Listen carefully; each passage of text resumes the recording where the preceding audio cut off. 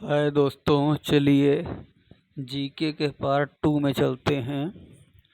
General knowledge part 2, जो कि general knowledge के प्रश्न लगभग सभी एग्ज़ाम में आते हैं, इसलिए बहुत ही इम्पोर्टेंट होते हैं।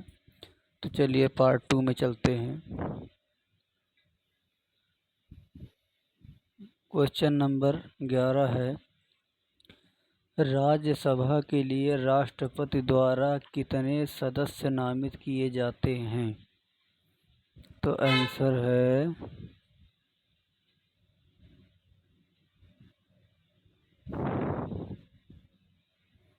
12। व्याख्या है,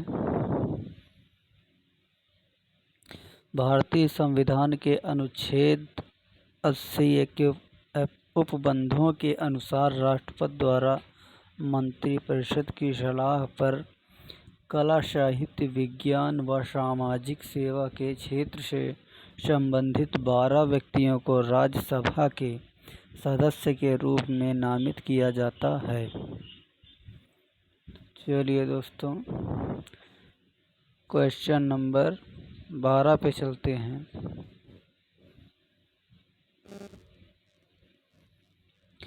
देश की सशस्त्र सेनाओं का सर्वोच्च कमांडर इन चीफ कौन है? उत्तर देखते हैं, राष्ट्रपति।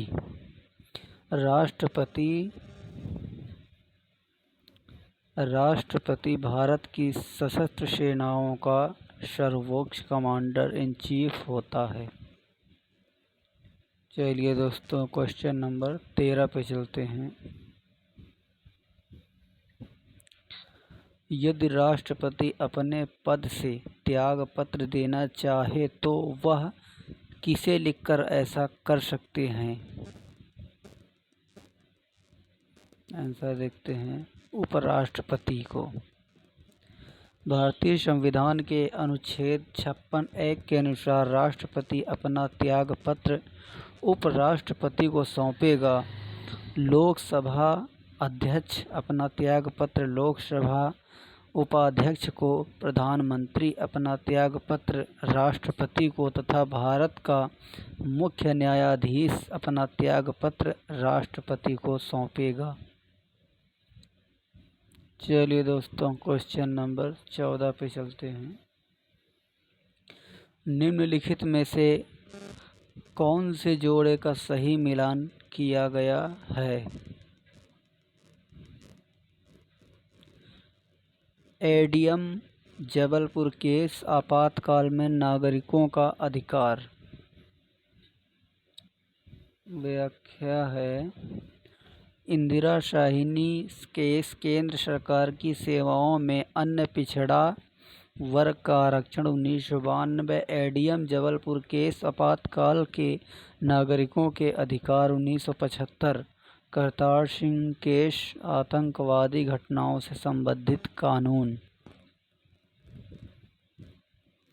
चलिए दोस्तों, क्वेश्चन नंबर 15 पे चलते हैं। सिंध अर्थव्यवस्था की ताकत थी। कृषि।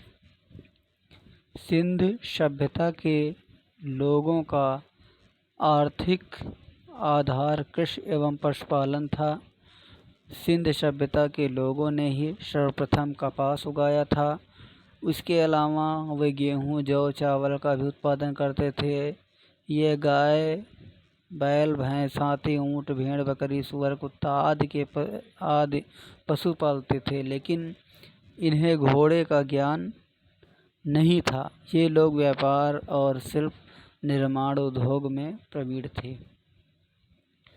चलिए दोस्तों, क्वेश्चन नंबर 16 पे चलते हैं।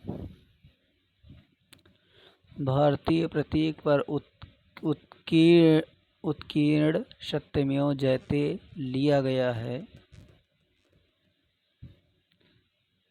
मुंडकोपनिषद से।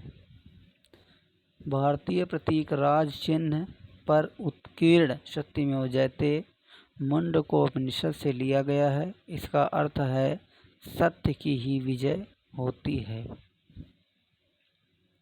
चलिए दोस्तों, क्वेश्चन नंबर 17। प्राचीन भारत का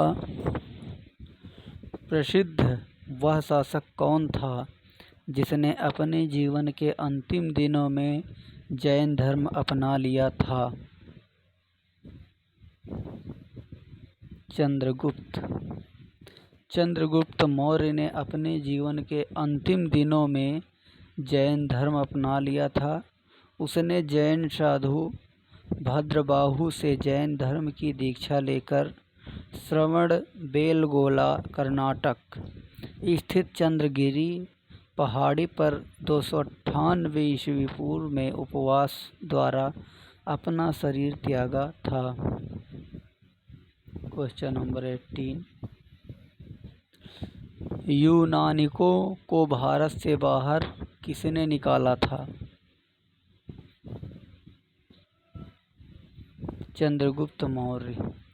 यूनानिकों को भारत से बाहर निकालने का श्रेय चंद्रगुप्त मौर्य को जाता है। 305 ईस्वी पूर्व में यूनानी शासक सेल्यूकस और चंद्रगुप्त मौर्य के मध्य हुए युद्ध के उपरांत हुई संधि के फलस्वरूप सेल्यूकस ने चंद्रगुप्त मौर्य के साथ अपनी पुत्री के विवाह में दहेज के रूप में एरिया, आराकोसिया, जेडोसिया और पेरिपेमिस दाई के क्षेत्रों को दिया था।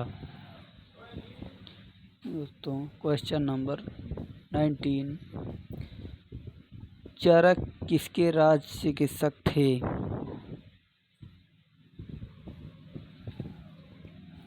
कनिष्क।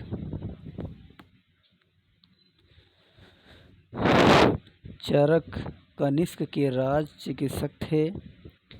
इन्हें चिकित्सा का जनक कहा जाता है। इन्हें चिकित्सा की प्रत्येक विद्या पर समान अधिकार था। इन्होंने चिकित्सा शास्त्रीय ग्रंथ चरक संहिता की रचना की। Question number 20।